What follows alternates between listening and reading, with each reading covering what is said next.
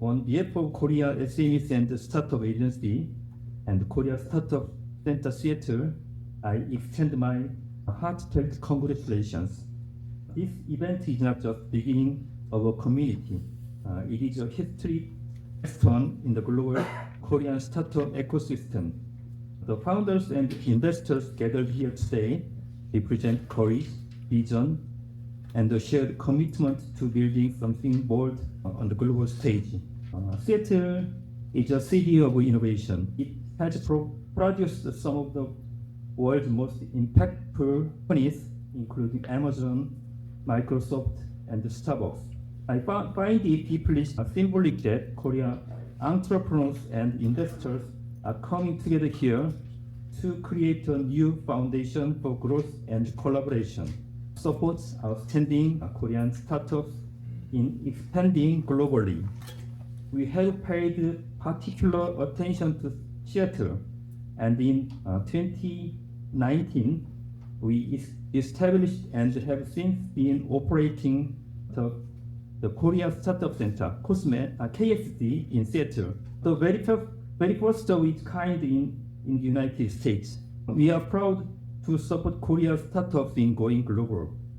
Through overseas expansion programs, investment linkages, and international acceleration partnerships, we aim to empower Korean entrepreneurs to thrive beyond borders. We look forward to building a strong partnership with Seattle K to support more founders in their journey into the US market. One more thing I'd like to share. Tomorrow at 12:30 p.m., we will be holding the Korean AI Innovation Showcase at the Seattle Convention Center. 15 promising Korea AI startups will present their technologies and pitch to the audience. Keynote speakers from Amazon, Microsoft, and Madrona Venture Group will also joining us. We warmly invite you all to attend and look forward to your participation. Again, I want to express my sincere appreciation to the organizers and all who made this event possible. I hope today marks the beginning of a vibrant and sustainable Korea startup ecosystem in Seattle and beyond. Thank you very much. We are very honored to have you here for this first meeting. This is amazing, and I've been enjoying meeting your colleagues and starting to work together. It's been great. So I want to introduce Doc Montgomery here, Jamar Industry Association. Since we published this, he has left WTIA and he's onto something new. I don't know if he's going to tell us about that or not yet. But you guys, come on up here, take a seat. Do we have mics, Danny, for these guys? Yeah. Okay, great. All right, I'll let them take it away. Jamar's done this many times. I know exactly what. Had to make sure that my camera was working. 안녕하세요.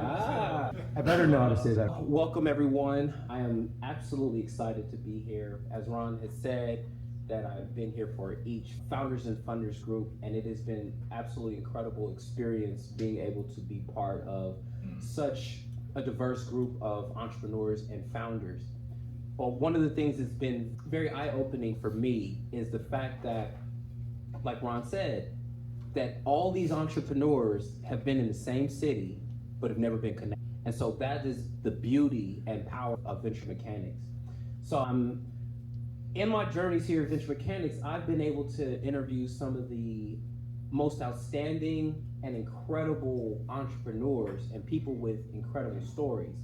And John Souk is another individual that I get to speak with, no problem. And when I first saw him outside, I was like, oh man, those are some fire socks that he's got on right there. I said, I gotta see where he gets his socks from. So, without any further ado, John Souk, everyone. Thank you so much. So I want to thank Venture Mechanics for having me today. It's a great honor to be here. I've heard so many great things, and this could be maybe the start of some real great work in the future. I will tell part of my story where this could be woven into my story before we finish tonight, but it does have a very natural direction of where things might go. So thanks again for having me. Appreciate it. Okay, so let's go ahead and get into it. We were talking outside, and you were telling me about how you grew up in the Midwest. Can you tell us where you grew up and what life was like? Tell us a little bit about your parents and what life was like for you at that time. Thanks, Jamar. I grew up in Michigan, East Lansing, Michigan specifically. My father attended Michigan State for graduate school and came here from South Korea. My mother and father moved here after they got married in South Korea, and they ended up there. And I asked my father, why did you choose East Lansing of all the places? And he said, John, at that time when I came to the United States in the 50s, there weren't a lot of places to go. And I think this is typically what happens in many cities. Some trailblazers end up there, and then you start building this community of people, and others will come because a cousin will come, a family friend will come, people will keep coming because people feel like, oh, there's a little comfort there because there's some of our people there. And my father actually had a great story. He traveled the United States for about 6 months trying to figure out where he wanted to end up. And so he spent time in Washington, D.C. He spent time in Chicago. He spent time in Iowa, because when he was back in South Korea, he got some very limited information that these are some spots where there are some factions of Koreans ending up there, and usually for school. And my dad decided that he wanted to go to Michigan State and go to East Lansing for graduate school after he already finished his Merchant Marine Academy degree and tour of duty in South Korea. But to move forward a little bit quicker, he ended up there, but it started out with tragedy right away, or a large obstacle. My dad had suffered an injury while he was serving in the Merchant Marine Academy, and back then there wasn't great medical facilities, and so my dad's leg injury had become infected, and over time impacted his long-term health, and they eventually amputated my dad's leg above the knee. And here he is, like first year MBA at Michigan State, and the medical school said, we have to cut your leg off. And he's like, what? This is terrible. You gotta fix me. And there was just no, we look back now, maybe there could have been, but at the time that was the move, right? And so my dad lost his leg, and he took just a little bit of time off, but then got right back at it and finished his degree pretty much on time. And my mom stayed with him. There was a lot of questions about should they move back, and my dad made that decision to not come back to Korea because he thought, I'm going to face a lot of challenges if I go back to Korea. Number one, I'm now no longer able to remove my shoes, at least not easily. Number two, I'm no longer going to be able to sit down on the floor easily. And I see in the United States there's lots of facilities for people who are disabled and wheelchairs and access, but it was a hard decision, but it was forced upon him. He was planning to move back to Korea, like his brothers who had come earlier before him, who had attended school in the United States, and all went back to Korea working for Sangyong and working for LG, and now that option was off the table. But my dad decided, I'm going to be the trailblazer and stay here and start a family, and we grew up in East Lansing. My mom was a concert pianist in Korea. She went to Seoul National, and when she came here, obviously wasn't like a world-class pianist to continue that, but became piano teacher. But I think, Jamar, early on, that growing up in the Midwest with parents who had already showed me just by living their ability to persevere and adapt to a new culture was already motivation, but I didn't even know it then. My brothers and I didn't know. That is a story of not just perseverance, but resilience, of resilience and determination. How old was your dad at the time? My dad was probably 30, 31. So 31, leg having to be amputated and saying, I'm going to stay here. I'm going to be in a new culture, new language, new family, and I'm going to stake my claim here. That's incredible. That's incredible. And so now it makes sense the level of confidence and just sureness that you have when you walk into a room of, hey, in spite of the challenges that my family has had, right? This is how we change. This is how we turned that story of tragedy into a story of resilience and achievement. So I'm sure a lot of that was instilled in you at a younger age. How did that show itself or manifest itself as you were getting older? Well, a great question, Jamar. I think also, too, I want to point out when my parents were there, they started to meet other Korean people. You know, Korean graduate students. My parents lived in married housing, which I don't know if that's a thing anymore.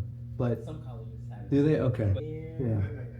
But they just became friends with all the other Korean people there. Right? They didn't have much in common, but obviously some people had conversations like, oh, I'm from this area, I went to this school, and it was great. And then my dad ended up getting a job at GTE, and he told me that this was do or die. If he didn't get this job, he probably would have been sent back to Korea because he was on a student visa. But I do realize the community that was starting to build around me. Now, all the other Korean families that I would often see in my home, they didn't all live in my same neighborhood or in the same town. They would maybe live the town over, but we started to see each other more often. And I do, just from this conversation, recognize and realize that those communities of other Korean families also helped shape me and helped me too, because they were helping my parents, pitching in, helping each other. And there was this kind of closeness that we would see. And even though they had children that were maybe my age, I was friends with maybe some of them, but not all of them.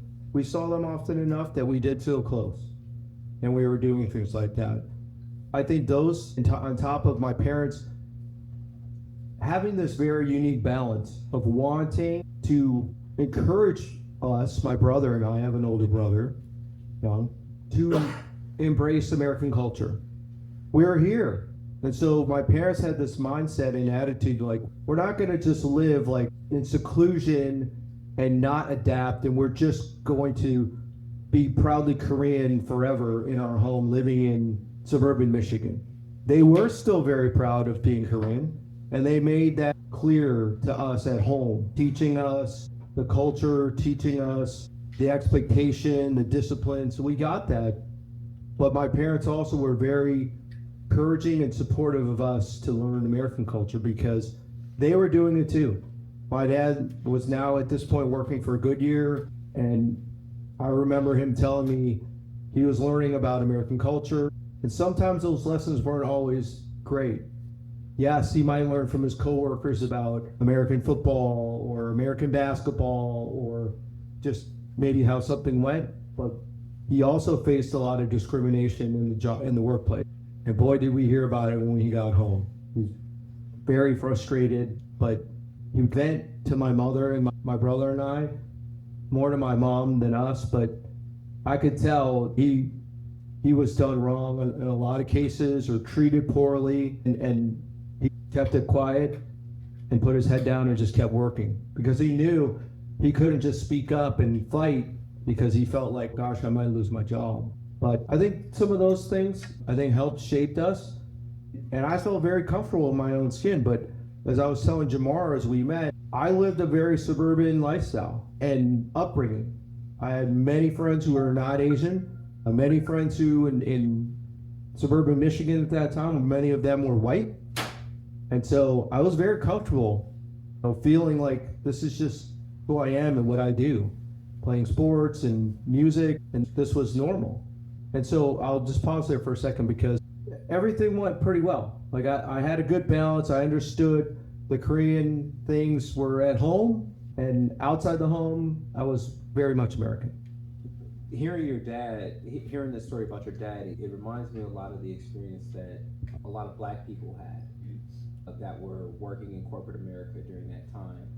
And to see the similarities between the experience of immigrants and Black folks in the workplace and the discrimination and the experiences that you've had, then being able to hold on to that Korean identity, but at the same time embracing the American identity as well. Did that how did that affect you later on in your life, or how did you take advantage of that duality as you moved on, as you got older? Jamar, I think that really started to show itself when I went to college. When I got to college, I didn't know anybody. We learned and meet new people, and it was odd because I was so used to being with my close-knit friends all in my little high school, and everybody knew me because I'd been in that community my whole life, from kindergarten all the way through senior in high school. But you go to college, now you're just like a brand new person. And it was very strange for me because as this brand new person who felt very Americanized, I got a lot of eyes like on me right away, like just instantly assuming I'm just very, very Asian. And people would come up, and maybe not meaning it, but would come up and say, "Hello, how are you? I'm David." And I'm like, "Oh, great. Hey, Dave, what's up? I'm John." Oh, like they were surprised. They were thinking I'm going to speak maybe broken English or not English is my first language. But then I realized that I'm going to have to acclimate here to new people. But I think it's also a great segue that you mentioned about the struggle and plight of black people, black folks.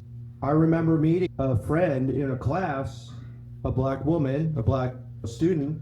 We became friends, and I remember going to get a bite to eat, and we were catching up and sharing some shared stories. She was very frustrated in class about something, and she was very upset, and we went and talked it over, and it was something that was related to race.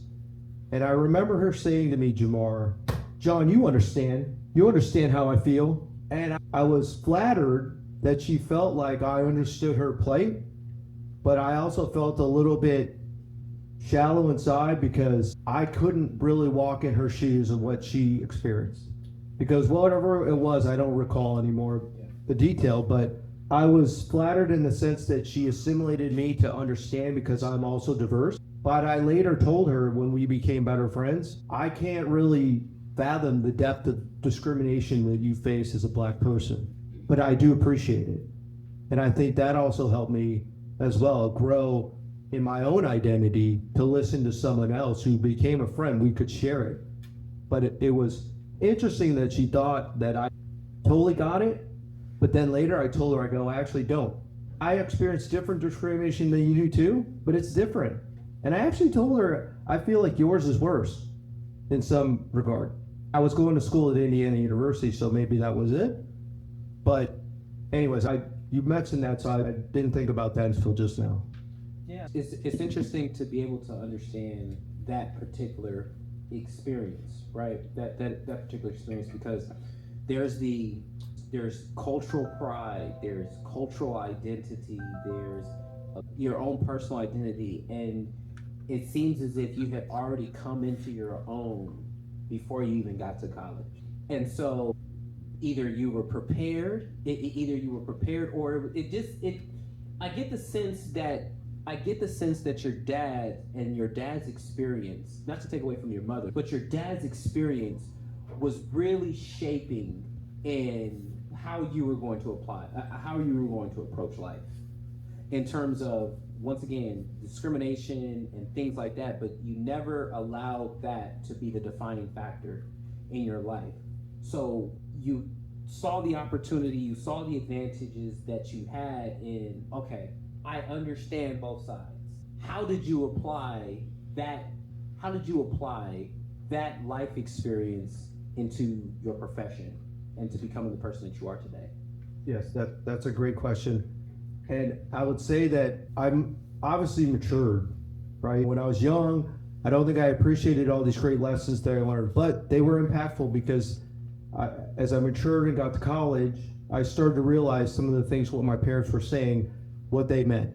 And then even though I did a lot of things that were still very mainstream America, I joined a fraternity that was probably 90% white. There was probably a handful of black members, one Indian member, and I was the only Asian guy in the house. And by the time I graduated, there was 4 Asian guys, and 3 or 4 Indian guys, and 10 black guys. So I felt like we were making a little bit of an impact, but I realized what the lesson was, that I should take advantage of my voice. I should take advantage of this platform that I have.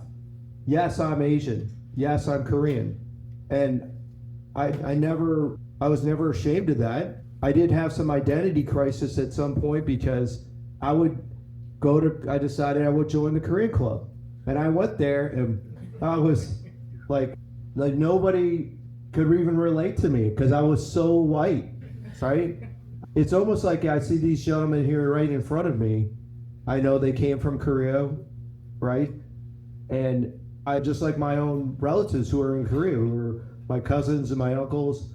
I do have a little bit of embarrassment that I don't speak the language as well as I probably should. But I will say this to everyone here. On the inside, I'm just as Korean as anybody else. I mean, I have very proud cultural roots. It's very important to me. But going back to what you said, I decided, okay, I have all this, I have all these great things, but because I am so Americanized, I'm going to help lift myself and others like me. I used everything I had, every resource, everything I learned, from networking to getting to know people and seeing people whose parents were already executives in this company or that company. I started asking my friends, oh, can I talk to your dad? Or can I talk to your mom, or whatever it might be, when they're here to visit, so I can learn about what they do. And I got these opportunities to go to their athletic clubs or country clubs and see other things and how people interacted, because that was not me. I'd never been to any kind of club like that or seen anything like that. But what I think I realized was that I can use what I have, kind of build my own brand. And that's what I did as I entered corporate America. Okay. What was that brand? That brand was a little bit with what Ron was saying, is that Koreans are very hardworking. They will, like, and I'm not saying anyone else isn't, but use that to my advantage. Show people that I can really put the effort in, that I can be resourceful, right? Be connected, but yet do the work. Right? Because the job at hand is still the primary thing. No matter what you do, whatever you got hired for, you have to do the work. So I think one of my first jobs, I was like a salesperson for Verizon, or at the time it was like AirTouch, and I quickly ascended, performed really well, was promoted to a first level supervisor, because people saw how I reacted and interacted with other people. I showed them respect, which again is what I learned from my own culture, and then was also willing to take on more tasks, more jobs. We were growing. And then I evolved into a marketing role, and then into a national account sales leadership role. And then fast forward into a general manager role with P&L responsibility. I moved to San Diego, and I really navigated well through corporate America. Obviously, with performance, put me in the right place, whether it's President's Club or presentations to corporate, and I made a good impression because I viewed my bosses with absolute respect and reverence. Like, I have to do well for them because that's what I'm supposed to do. My parents taught me to respect elders, and a boss is much like an elder. He was older than me at the time, but we do realize. And so I was just completely focused on that, and it served me so well. So I think that's what my brand was like. Hey, I'm just gonna work really hard, impress my boss, be my champion, and that's what ended up happening.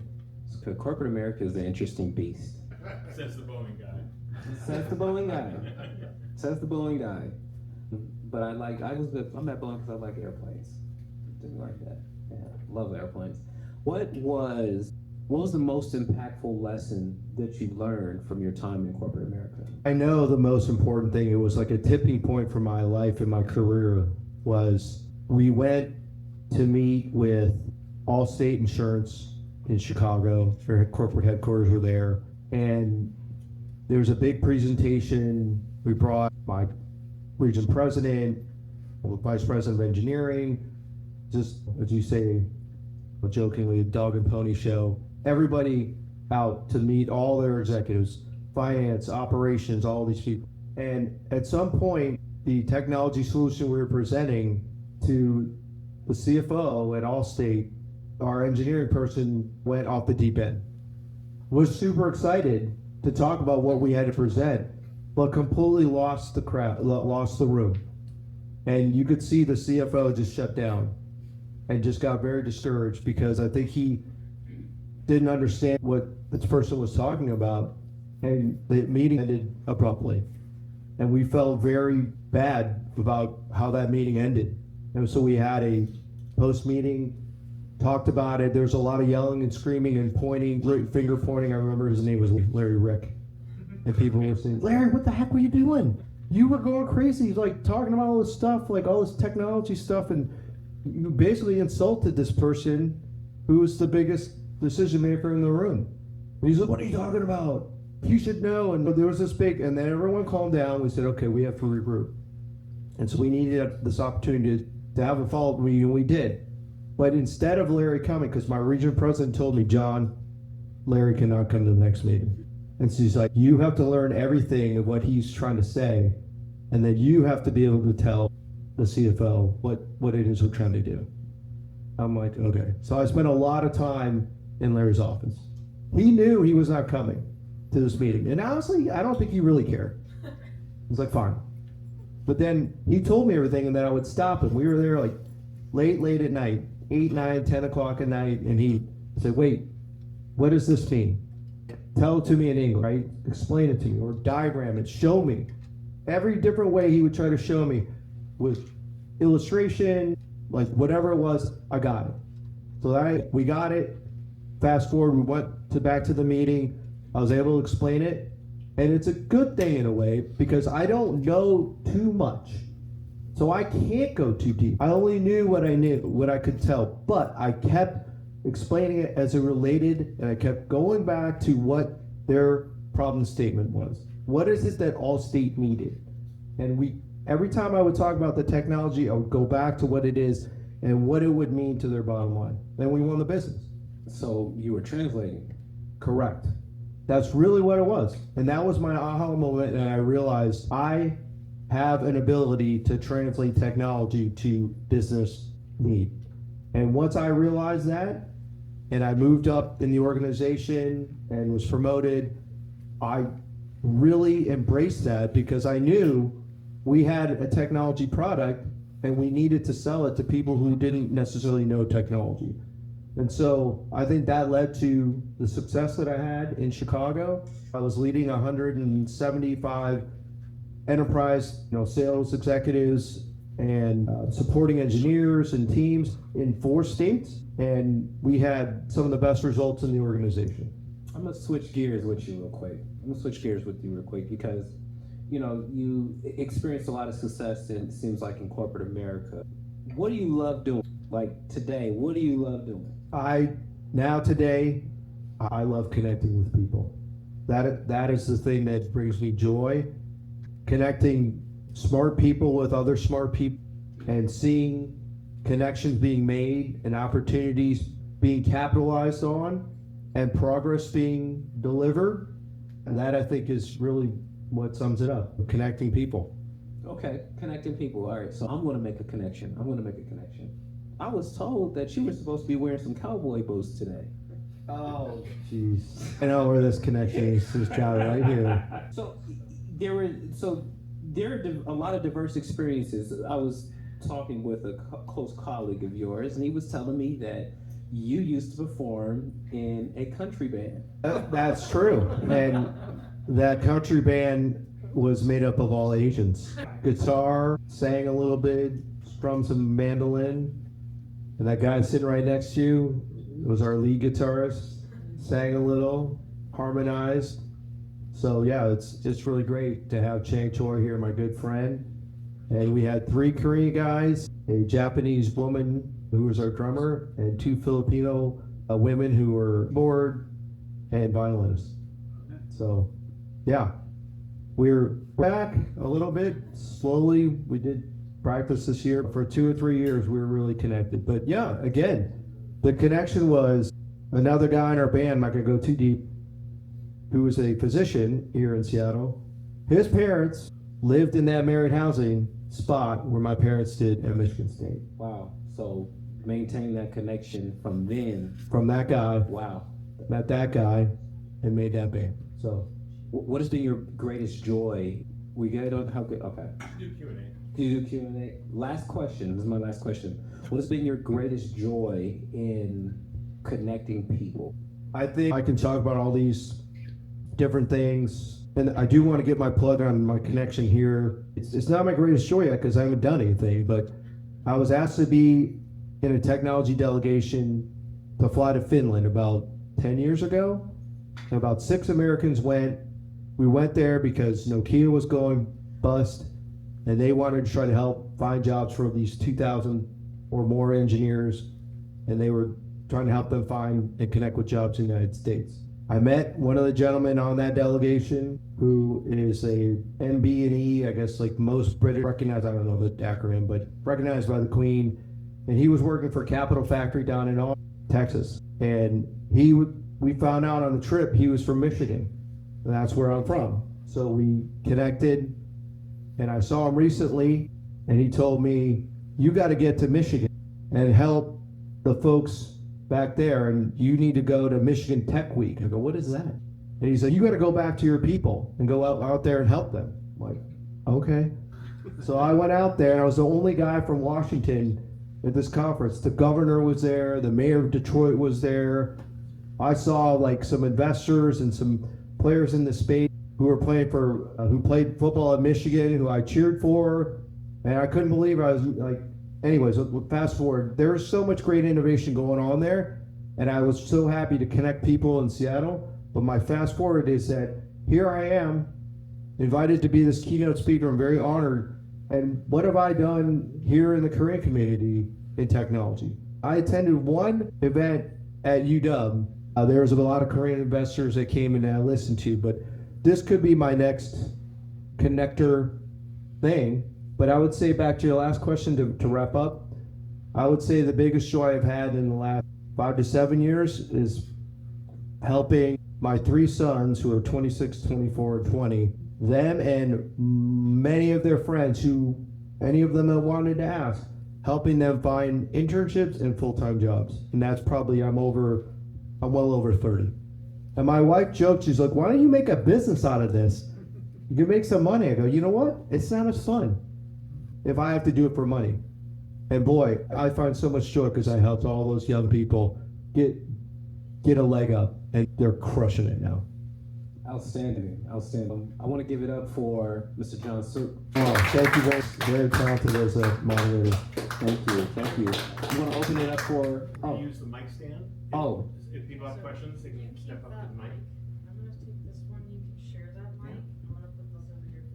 If anyone wants to ask any questions, please Just asking for a friend. go ahead. Where'd you get this? I don't know, probably North Iraq. The Korean and me, like, gotta find a deal. Go to the mic so that we can pick you up. Oh, wow. I have 2. The first is, can you help me find a job? And the second is, do you have any advice for people who are out of college without tech degrees? Out of college without a tech degree. So I call that, what was your degree out, not in tech? It was in English creative writing. Okay. I feel like any career can become tech adjacent, right? 50 years ago, agriculture was not technology, right? Banking was not technology, and healthcare was not technology. But gosh, all of a sudden there's these things called ag tech, fintech, health tech.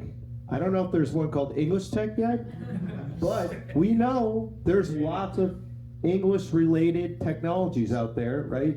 Language, right? Language model. Right? But anyways, yes, there are things that you can invent yourself related to what you do. But so that was, I think, your first question. And the second question is, can I help you find a job? Probably. But you have to follow up with me. Shoot, I have a mentee that could probably use your services too. I have a follow up with you. Anybody else? No. You know what? Please come up to the mic. Come tell me that. I'm sorry, no. I have a daughter in USA, and then even though they not here, but maybe have a very similar situation, they have confusion on their identity. And do you have any comment and what kind of thing you can stayed and as a Korean or whatever? Yes, I would say my advice to your daughter or anyone I would talk to, even giving any advice to my younger self, is that understand both places where you live. Originally, I think I felt most comfortable being American because that's how I was raised, and I was in that midst as a youth. I was very influenced by my teachers, my fellow students and friends, so I felt very comfortable there. I didn't really realize how Korean I was until later, but once I did, I fully embraced it. I took a Korean language class. After I finished my MBA, I took private lessons from a Korean PhD student in Columbus once a week, taking an hour and a half lesson. I really wanted to learn the language, and then I went to Korea, right? And I really embraced and tried to understand. So I think my advice to your daughter would be, if she's confused into like, am I Korean or am I American? Make sure she understands what both are, and then I think there will be a clearer path to realizing that, hey, I can be the best of both of these things. Thank you very much. Thank you very much. I'm going to give you a good softball here, John, because you talk about how you're just volunteering for giving back, but you're formally giving back a lot to work with Lake Washington Tech and other boards. So can you talk about giving back like in a formal sense, like in like career or so forth, to encourage other people to give back formally also? Chang, thank you very much. That was a softball question because you know me, but there's a short story with this that when I was at Verizon, I was rising in the organization. My vice president invited me to some fancy party, some black tie event in Chicago called Prevent Child Abuse America. And I was at the Field Museum. We took a limousine there. Everyone's wearing tuxedos. Felt really important. I'm like, wow, Mike, what is this? Like, you're on the board of directors. It was up on the dais on the programs. And he's like, yeah, I helped the organization set a long-term strategy for the success of the org. And I'm like, oh, wow, that's really impressive. And then he took a job at corporate, and he said, I'm going to nominate you to be my successor. And I'm like, to do what? He goes, at Prevent Child Abuse. And I said, what am I going to do? I don't know what to do. I just was going to the fancy party. Isn't that what these things are? They're all fundraisers for all this stuff. But, you're not going to have anything to do with that part. But you're going to use your brain and your experience working here at Verizon to help this organization give guidance to what they do. I didn't realize until I served on that board that many, because I asked, his name was Mike, why are you on this board? I realized there was some ulterior motive. We employed like hundreds of thousands of customer service people, retail workers in all these thousands of Verizon stores, and many of them were single mothers. And if they don't come to work, we don't get business done. And we had this national philanthropy called Hopeline, where we were donating thousands and thousands of phones, like to the tune of like almost like $29 million in free cellular service and phones to women who were single moms and maybe victims of domestic violence. And I thought we were just doing that to be nice. I realized it was because we had our own ulterior motive, because we had to make sure our employees went to work. At first, I got really mad. Yeah, I was really upset. I'm like, this is some, right? Because I felt like a fraud. Like, I thought we were just doing this because we're just out of the goodness of our heart. And he's like, John, go check a couple other companies and see what their philanthropy and see how it might be related to the business. And I went right to PACCAR, and I saw that they are big advocates of adult education, because that's what drives and gets guys to trucking school to drive these trucks. I'm like, okay, I see it. However, the same. I'm like, okay, I'm in it. I understand it now. I know how this works, but doesn't mean that I can't still do good for the organization. I started with that. I did a bunch of others. I won't get into them in Chicago, but fast forward, it came to here. Ended up becoming on the board of directors for the Washington Technology Industry Association. I served as vice chair for 2 years. I served as chair. And then I was appointed by the Governor Inslee to join as a board of trustees for the Lake Washington Institute of Technology, which is right here in Kirkland, where I live. And I never realized, I'd never served on a higher ed board, but I never realized how much giving back and helping launched their career who didn't maybe go to more top tier universities, and being an advocate and how I can help with that. But I do think it is critical to give back, because if you've had success, and if you don't do something with that success and try to help other people, I think you're missing out. I won't go into it, but I coached a lot of years of sports for my children, and I never realized how rewarding that would be. I thought it was just going to be a pain in the butt, but I loved it. And I have great relationships with lots of kids that I coach, but I think giving back is really important because somebody helped one of you along your way, in your journey, whoever it was, a neighbor or your friend's mom or dad. So I think it just goes without saying it, paying back is important. Thank you. Oh, yeah.